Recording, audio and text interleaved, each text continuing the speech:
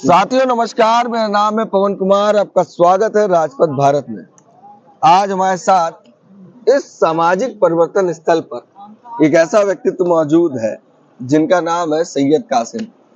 Bahujan Samaj party की तमाम खबरें देख रहे होंगे, तमाम बीटे देख रहे हैं, मगर इस सामाजिक परिवर्तन स्थल के बारे में कासिम जी से बात करते हैं कि क्या मामला। सर आपका स्वागत है। थैंक यू सर, आज परिनिर्माण दिवस है और ये सामाजिक परिवर्तन स्थल को आप कैसे देखते हैं, क्या सोचकर बनाया गया, इसके बारे में तो मुझे जहाँ तक याद है पवन, 1995 में जब मायावती ने शपथ ली तो उसके बाद वो बाबा साहब अम्बेडकर की प्रतिमा पर उनको माल्यार्पण करना था। तो माल्यार्पण करने के लिए वो चारबाग स्टेशन के सामने लगी हुई प्रतिमा पे गई थी, क्योंकि माल एवेन्यू वीआईपी हिस्से में कहीं पे कोई ऐसी प्रतिमा नहीं थी जहां पर वो जाकर बाबा साहब पर माल्यार्पण कर सके। और 4.5 महीने की सरकार में यहाँ पर जहाँ आप बैठे हैं, पहले तो हजरतगंज में बाबा साहब की प्रतिमा लग गई, बहुत बड़ी, गांधी के बगल में बीच चौराहे पे। और जहाँ आप बैठे हैं यहाँ पहले ही काम शुरू कर दिया उन्होंने। अच्छा, शुरुआत हो गई। अच्छा। और देखते देखते फिर 95 के बाद जो आपकी फिर 96, फिर 2002, 2007, इतनी सरकारों में यह स्थल, पीछे काशीराम इको गार्डन, उसके अलावा लखनऊ के चारों तरफ, उत्तर प्रदेश में लगभग हर विधानसभा में पहली ही सरकार में बाबा साहब की प्रतिमाएं स्थापित हो गई। जो विवादित थी उनका विवाद खत्म हुआ, जो ग्राम समाज पे थी उनका जीर्णोद्धार हुआ। और देखते देखते उत्तर प्रदेश को सिर्फ लोग डॉक्टर अम्बेडकर को सुनते थे, डॉक्टर अम्बेडकर को लोगों ने देखा। गली गली, चौराहे चौराहे, गांव गांव, हर जगह डॉक्टर अम्बेडकर दिखाई देने लगे। और ये एक सफलता थी मायावती की कि जिसने ये जो अम्बेडकरवाद जिसे आप कहते हैं, जो अम्बेडकरिज्म जो है, अम्बेडकर की जो ताकत है, शक्ति है, अम्बेडकर से किताबों में निकाल के उसको अगर ऐसे परोसा है तो ये मायावती की देन। मतलब कहीं ना कहीं बाबा साहब के अस्तित्व को जो जिंदा किया है, पिक्चरों में दिखाया है। आप ये नहीं कह सकते कि उनके अस्तित्व को जिंदा किया। हाँ, ये जरूर है कि उनका जो अम्बेडकर का जो कद था, उस हिसाब से उनको जो सम्मान मिलना चाहिए था, वो सम्मान उनको आजादी के बाद से लेकर और मायावती की सरकार बनने तक नहीं मिला था।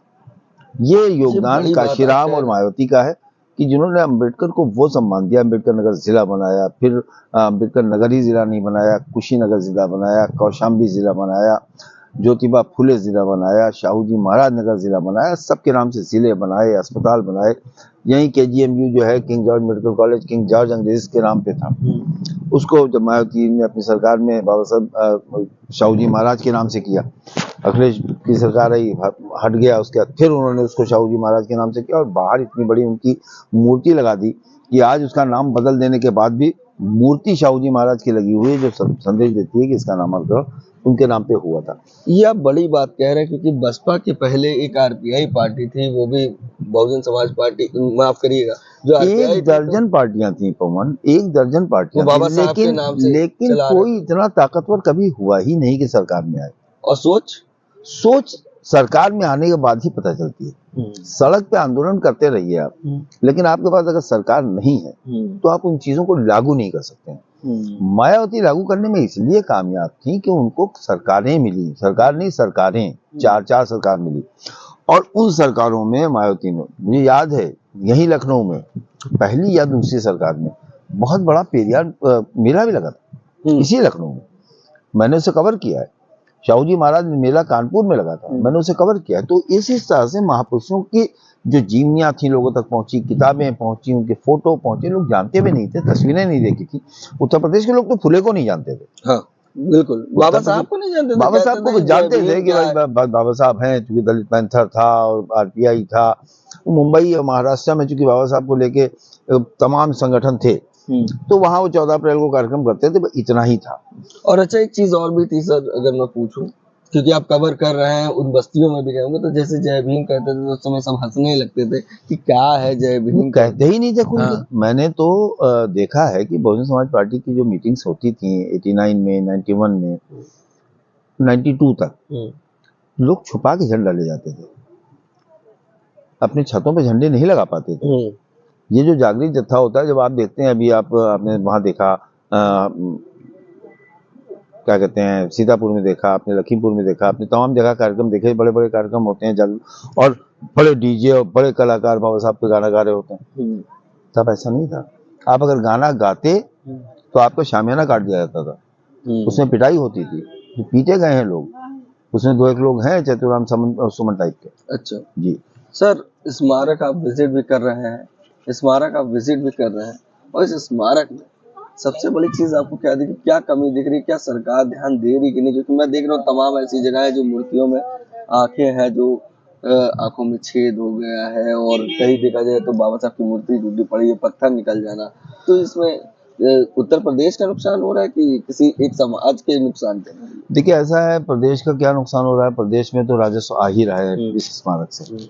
नुकसान हो रहा है, या ये समझ लीजिए कि एक इतना बड़ा जो आदर्श स्थल बना के मायावती ने दिया काशीराम के निर्देश पे, उसका अगर रखरखाव सरकार नहीं कर रही तो सरकार की नीयत पर शक होता है। आज ही शाम को, अभी सुबह योगी आदित्यनाथ ने माल्यार्पण किया है, वहाँ पर पुष्पांजलि दी है अंबेडकर महासभा में। शाम को सरकारी कार्यक्रम होगा यहीं पे, ब्रिजेश पाठक उसके मुख्य अतिथि हैं, उसमें भी डॉक्टर अंबेडकर पर पुष्पांजलि होगी। लेकिन डॉक्टर अंबेडकर के नाम से सामाजिक परिवर्तन स्थल, इसका नाम ही अंबेडकर है, और उसकी अगर दुर्दशा है, सरकार उसमें बजट नहीं दे पा रही है, इसका रखरखाव नहीं कर पा रही, तो सरकार की नीयत पर शक होता है कि सरकार की मतलब जो उनका सोचना है, करना है, दोनों में बहुत अंतर है। अभी मैं यहाँ पिक्चर गैलरी में घूम रहा था, पीछे पिक्चर्स बनी हुई जो 3D, मतलब वॉल पे भी बना हुआ है 3D, जो पिक्चर्स निकल के आ रही थी बाहर, अगर ऐसे खड़े हो जाए तो दिखता है। क्या लखनऊ से पहले यहाँ कहीं ऐसी कोई काम हुआ था, क्योंकि आप कवर कर रहे हैं? लखनऊ से पहले मुझे नहीं लगता है कि, मतलब उत्तर प्रदेश से पहले कहीं हुआ। वो जो फ्रेम में बनी हुई फोटो, महापुरुषों की जो यादें हैं, उनको सजोने का काम, या ये जो बना हुआ है आपका टॉम, ये बुद्ध असली से इसका लिया गया है, मौर्य काल का, उससे वहां से लिया गया है। और आपको मालूम होगा कि इंदौर गुजराल के भाई, गुजराल जो एक सबसे बड़े आर्किटेक्ट हैं इस देश के, उन्होंने इसको डिजाइन किया था। जो आपको लाट मिली है पत्रकारिता में, वो भी लाट यहाँ मौजूद है, अशोक की लाट एक बड़ी सी पत्थर की मौजूद है यहाँ पर। एक नहीं, अनेकों लाटें आप देखें ना, ये लाट ही लाट आपको मिलेगी। नहीं, एक बड़ी लाट आप देख रहे होंगे। हाँ, एक अशोक की लाट वहाँ पे, मतलब वो भी बिल्कुल। और यहाँ पर ये जो आपके धम्म वृक्ष लगाया गया था, हाँ, ये भी वहां से ला के लगाया गया। अच्छा, बड़ी जानकारी, इतना बस जानकारी नहीं है इसमें। मैं 1985 से पत्रकारिता में हूँ, बहुजन समाज पार्टी मेरी बीट रही है, बहुजन समाज पार्टी को मैंने कवर किया है, तमाम नेताओं को ग्रो करते हुए देखा है, तमाम को बर्बाद होते हुए देखा है, तमाम को दूसरी पार्टियों में सेट होते हुए देखा है। तो ये मेरा ये मैंने देखा है, इसका मैं साक्षी हूँ, इसका मैं गवाह हूँ। इस पे पड़े हुए पत्थर भी मैंने देखे हैं। नहीं, आप ये बात कह के अक्सर बसते हैं, देखते देखते इन्हें आपने परिवार नहीं बना दिया। देखिए होता क्या है, जब जो आदमी बीजेपी की बीट करता है वो मानसिक रूप से भाजपाई हो जाता है, जो सपा की बीट करता है मानसिक रूप से सपाई हो जाता है, जो जिस पार्टी की बीट करता है। अब मैं तो 90 से देख रहा हूँ बीएसपी, 91 हो गए, 91 से कवर करते करते आज पहुंच गया हूँ। तो वो मानसिक रूप से आदमी फिर उसी माहौल में जब रहता है तो जहनी तौर पर ऐसा हो जाता है। तो ये मेरी इल्म भी मिला है कि इस्लाम कहता है कि कमजोरों की आवाज, ये अब वो कमजोरों की आवाज उठाओ, तो वो उठाता हूँ मैं, लेकिन अब कमजोर ताकतवर हो गए हैं और अच्छा लगता है कमजोरों को ताकतवर होते हुए, बनते हुए देखता हूँ। आज ही मैं देख रहा था, मैंने कुछ फोटो लिए हैं, कुछ छोटे छोटे विजुअल्स किए हैं, इतने बड़े बच्चों को लेके लोग अपने परिवार के आए हैं और आपस में बात कर रहे हैं कि अगर हम आज अगर इनके अंदर ये संस्कार नहीं भरेंगे तो बड़े होकर इनको कैसे पता चलेगा कि हम अम्बेडकरिस्ट हैं। तो ये परिवर्तन है, वरना लोग, मैंने दिल्ली मुंबई में देखा है, लोग अपनी जात नहीं बताते थे जी। अभी मुझे लखनऊ में एक व्यक्ति मिले, वो अपनी जात छुपाते हैं, मुझसे बताने लगे तो मैंने कहा क्यों छुपाते हैं, कहने मकान किराए पे नहीं मिलता। अभी भी ऐसा नहीं है कि सब कुछ बदल गया, अभी बहुत कुछ परिवर्तन होना बाकी है। लड़ाई अभी बड़ी है और कहीं ना कहीं बहुजन मूवमेंट को बढ़ाने के लिए लोगों को अब बड़े कदम उठाने पड़ेंगे। एक चीज समझ लीजिए पवन जी, कि कोई मूवमेंट बदलाव नहीं लाता। काशीराम का मूवमेंट बहुत ही सिस्टमेटिक था, साइंटिफिक था, और काशीराम सरकार तक लाए। आपने सरकार गंवाई, एक बार सरकार मिलने के बाद अगर आप सोचिए कि नए मूवमेंट से हम सरकार तक पहुंच जाएं तो ये असंभव। पुरानी जो इमारत है उसकी टीप टाप करके आप उसको फिर सुंदर बना सकते हैं, लेकिन आप चाहिए कि ये इतना बड़ा अम्बेडकर पार्क जो आप जिसमें बैठे हुए हैं, अगर आप चाहिए कि हम इसे रातों रात बना लें, बिना सरकार के बना लें, तो नहीं बनेगा। इस तक आने के लिए जो संघर्ष है काशीराम का, वो खत्म हो चुका। अब संघर्षशील लोग नहीं है। अब फेसबुक, ट्विटर, इंस्टा, यहाँ से बीएसपी बना रहे हैं। आप देखिए ना, वो देखिए लड़के रील बना रहे हैं, फव्वारे में रील बना। अब ये रील इनकी जिंदगी है।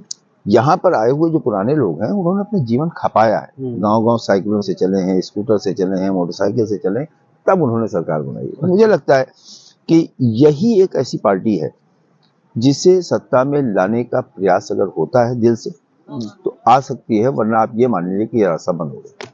एक कम शब्दों में बहुत बड़ी बात कह दी। अगर बहुजन आइडियोलॉजी पे काम किया जाए तो यही एक पार्टी थी जिसने स्थापना की, अपने इतिहास को जिंदा किया। और ये सिर्फ अंबेडकर स्मारक नाम है, मगर देखा जाए सभी महापुरुषों की गैलरी बनी है। जब आप घूमेंगे तो बहुत कुछ इसमें निकलेगा। कहीं ना कहीं सर, आखिरी सवाल, इस स्मारक में आपने क्या देखा है जो पूरे मूवमेंट को जिंदा कर दे? मतलब क्या एक संदेश था ऐसा जो कांशीराम का सफल किया मायावती ने? देखिए, ऐसा है दुनिया में, अभी आपने देखा जापान के लोग आए हुए थे, फोटो खिंचा रहे थे। सारी दुनिया में अगर ये डॉक्टर अंबेडकर की जो विचारधारा आइडियोलॉजी है, वो यहाँ से निकल के जाती है, तो आप ये समझ लें कि यहाँ से निकलने वाली जो वाइब्स हैं, वो आने वाले को शक्ति देती हैं। यहाँ आने के बाद मुझे लगता है, क्योंकि इसकी अलावा, यहाँ और नोएडा के अलावा कौन सी ऐसी जगह है जो सामाजिक परिवर्तन के लोगों के लिए एक दार्शनिक स्थल भी हो और जहाँ पर उनकी आस्था भी जुड़ी हुई है? कोई देश में जगह है? नहीं है। तो ये एक सरकारों से हासिल हुआ है, और मुझे लगता है कि ये सरकारों से मिला हुआ जो ये धरोहर है, ये बचेगी तभी जब सरकारें होंगी। इसीलिए कहते हैं बेस्ट एडमिनिस्ट्रेटर। नहीं, एडमिनिस्ट्रेटर तो मायावती सबसे अच्छी है। इसी की कारण है जो एडमिनिस्ट्रेटर अच्छी ना होती तो इतनी जल्दी ना बनता, इतनी जल्दी ना बनता। अच्छा, एक चीज और आपको मैं पूछूंगा, यहीं पर साइड में भागीदारी भवन बनाया है कि SC/ST जो स्टूडेंट है वो यहाँ पढ़ाई कर सकते हैं फ्री ऑफ कॉस्ट, एक पेपर दे। उसमें तो कई कार्यालय बना दिए गए हैं। नहीं, उसमें एक है अंबेडकर छात्रावास बना दिया है जो हजरतगंज चौराहे पार्लियामेंट, वो जो बीएसपी का कार्यालय था हजरतगंज में, उससे अंबेडकर छात्रावास बनाया था। यहाँ पे IAS वगैरह की कोई तैयारी के लिए लड़कों के लिए बनाया गया था, लेकिन इसमें भागीदारी भवन में कई कार्यालय भी बना दिए गए। अच्छा, अब उसमें वो काम उस तरह से नहीं होता जिस तरह से मायावती सरकार में होता है। मतलब ये सोच थी कि बच्चे जब उठे तो जैसे ऊपर छत पे जाएंगे तो ये जब देखेंगे। नहीं, इसमें कोई शक ही नहीं है कि मायावती ने काशीराम से जो कुछ सीखा और उससे परोसा। अब एडमिनिस्ट्रेटर के तौर पर उनका कोई जवाब नहीं है, लेकिन एक पॉलिटिकल लीडर के तौर पर मायावती जो है वो पॉलिटिकल लीडर नहीं बन पाई। और मूवमेंट से पॉलिटिकल पार्टीज नहीं चलती। पॉलिटिकल पार्टी के लिए आपको मूवमेंट सरकार में लाने के बाद लागू कीजिए, और पॉलिटिकल पार्टी को आप मूवमेंट से इतर भी जब बनाएंगे तभी बढ़ेगी। और सरकार के लिए आपने किया, आपने ब्राह्मण भी पार्टी में लाई, ठाकुर भी लाई, सबको मंत्री भी बनाया, जाट भी लाई, सबको मंत्री भी बनाया, तो ये सरकार में आपने किया। लेकिन सरकार में आने के लिए ये करना पड़ेगा, और वो कब करेंगी ये मायावती जानती है। ये थी छोटी सी बात जो आपको सुनवाई। इन बातों में कई बातें निकल के आए। इन्होंने यहाँ पे ये भी कह दिया कि बहुजन मूवमेंट को जो स्थापित कर पाया, जो अभी तक वो हालांकि बसपा की मीट करते हैं, मगर उससे पहले भी बहुजन नेताओं की बात करें तो उनसे काफी इनकी रूबरू हुई, बात हुई, मगर वो चीज बेहतर ये बसपा में मायावती ने करके दिखाया। ये थी छोटी सी बात। कैसा लगा हमारा वीडियो कमेंट करके जो बताए। बाकी बने हुए चैनल के साथ। धन्यवाद।